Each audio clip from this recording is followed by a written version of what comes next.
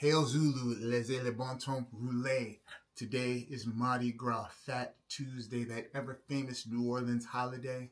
It's about more than beads. It's about rhythm, beauty, music, cocktails, and culture. It's about history that has a lot of struggle and a lot of horrific things, but the beauty that comes out of that struggle.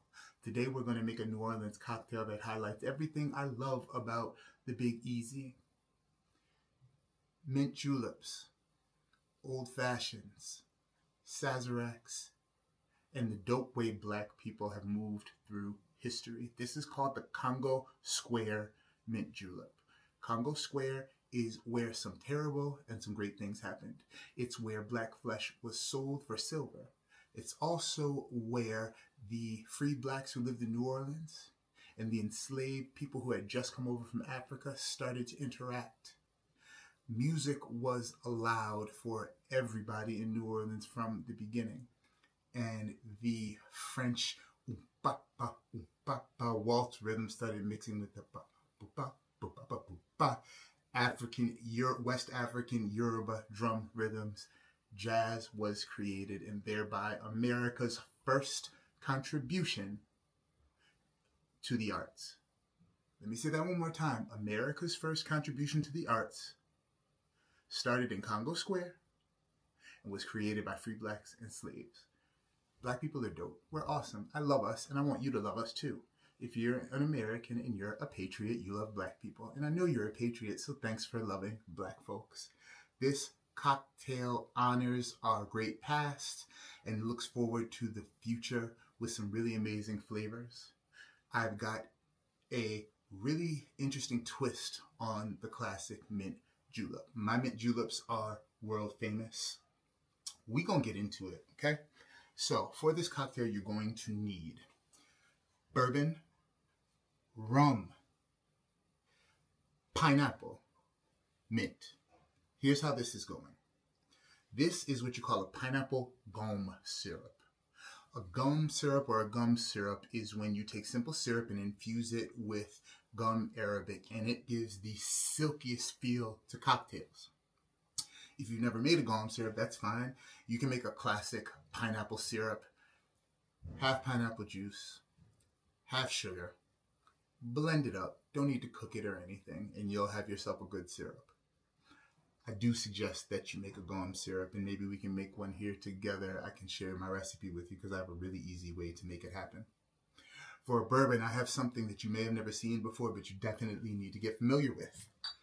Branford Distillery. This is made in Connecticut. This brand was owned by an Asian man who was a chemist, and his vision was to make the cleanest alcohol distillates from researched yeast strains that were hangover free. Everything he did was tip-top quality because he didn't know how to do anything else. He started it as a hobby. He met some young entrepreneurs in the southern Connecticut area, and he gave them the opportunity to take over the distillery. This distillery is local to Connecticut, local Connecticut bourbon, and it is black owned. If you check out the Bourbon Junkies, they did a good review of this whiskey. The mash bill is unique. 51% corn, 49% wheat. What that gives us is a spirit that trends on the sweeter side, and I think that's fun because it really lends itself to cocktails with some bounce. And you can make mint juleps with this and not have to pick people up off the floor. That's important. In the 1938 book, Famous New Orleans Drinks and How to Mix Them, I saw a recipe for the Kentucky whiskey cocktail. Cocktail is basically like your old-fashioned blend of spirit, sugar, water, bitters. This one had pineapple in it, and my girl's texting me. Let me see what she wants.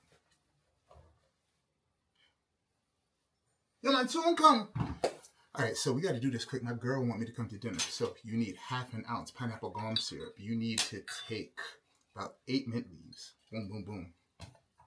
Bust them up together lightly. Do not crush. Just lightly coax. Lightly coax. You're then going to take 1 3/4 ounce bourbon, and you want to pour half in. Then you want to take crushed ice. And if you know, like I know, you want to get some ice from Sonic or Chick-fil-A. Sonic. Don't go to Chick-fil-A. Anyway, fill your cup 3/4 of the way. Add half of what is left of your bourbon. Throw another mint leaf. You want to layer your julep.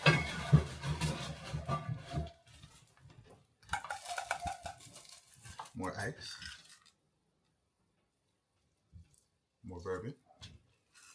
And then you want to top with a slight rum float. Shout out to Joyce Spence, the master distiller at Appleton Estate, black female distiller. Holler if you hear me. Now this is the most important part. You want to get a beautiful crown.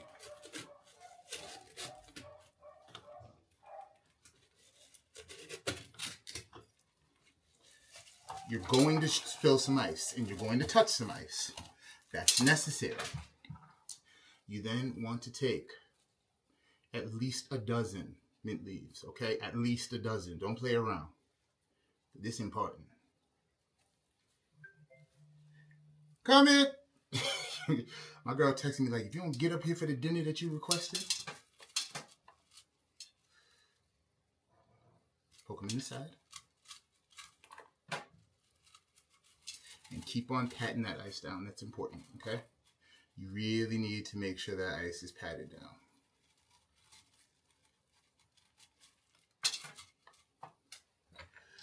One more mint sprig.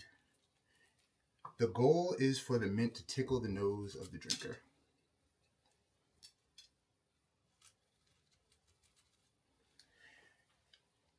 And just to bring the New Orleans cachet up, boop, dash of absinthe on top because we like that. The sine qua non of this beverage is the thing that I can't find. Yeah, here we go. You got to have a straw. You have to. And you want to put the straw opposite the mint. So when the person drinks, they get the green tickling them in the nose. Listen, it is time for me to eat dinner.